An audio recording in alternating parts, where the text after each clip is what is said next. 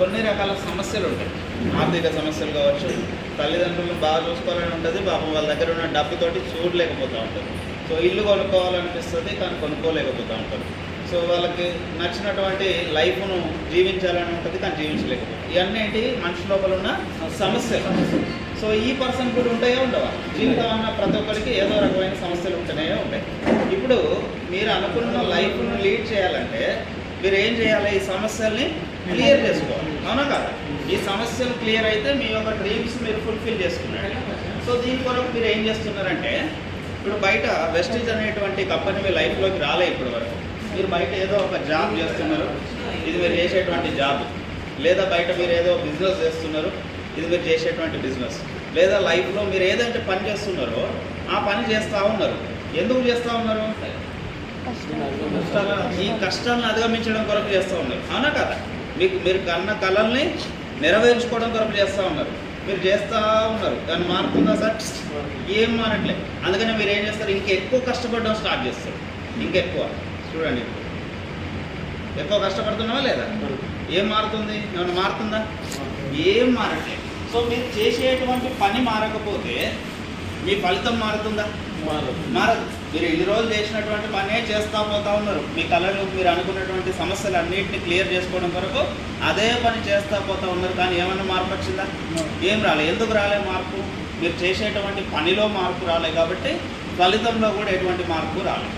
కానీ ఒక వ్యక్తి ఇటువంటి అవకాశాన్ని అందిపుచ్చుకొని పనిని మార్చుకొని ట్రై చేస్తున్నాడు. ఆయన సమస్యల్ని క్లియర్ చేయడం కొరకు పనిని మార్చుకొని ట్రై చేస్తున్నాడు. ఇదేంటిది? వెస్టీజ్ అనేటువంటి అవకాశం.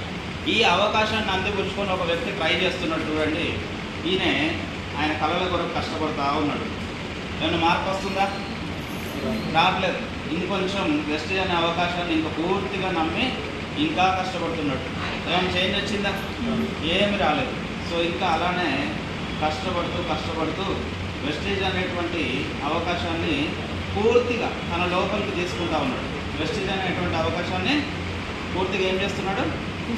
తన జీవితంలోకి తీసుకుంటా ఉన్నాడు. వస్తుందా సార్ మార్పు? వస్తుందా లేదా? ఎప్పుడు వచ్చింది మార్పు? సీరియస్గా వెస్టీజ్ని తీసుకొని ఆయన లోపలికి వెస్టీజ్ను కంప్లీట్గా ఆహ్వానించినప్పుడు, ఆయన లోపలికి వెస్టీజ్ను పూర్తిగా తీసుకున్నప్పుడు, వెస్టీజ్ను పూర్తిగా అర్థం చేసుకొని దీంట్లో కొద్దిగా సమయం పెంచుకుంటూ కష్టపడుతూ పోతూ ఉంటే ఈ మార్పు అనేది వచ్చింది.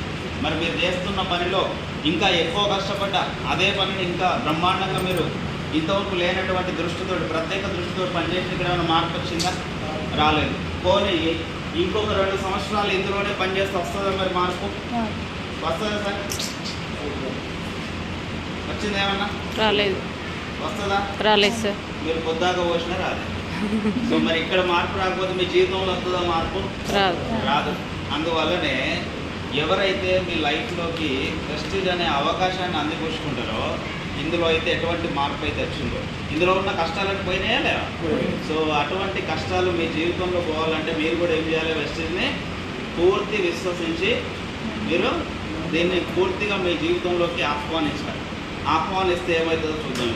ఇన్ని రోజులు ఈయన కష్టపడ్డాడు, ఇందులో పోయిందా సార్? ఏమన్నా పోలేదు. ఇప్పుడు మారుతుందా లేదా జీవితం? సో వెస్టీజ్ లైఫ్లోకి వస్తే ఏమవుతుంది?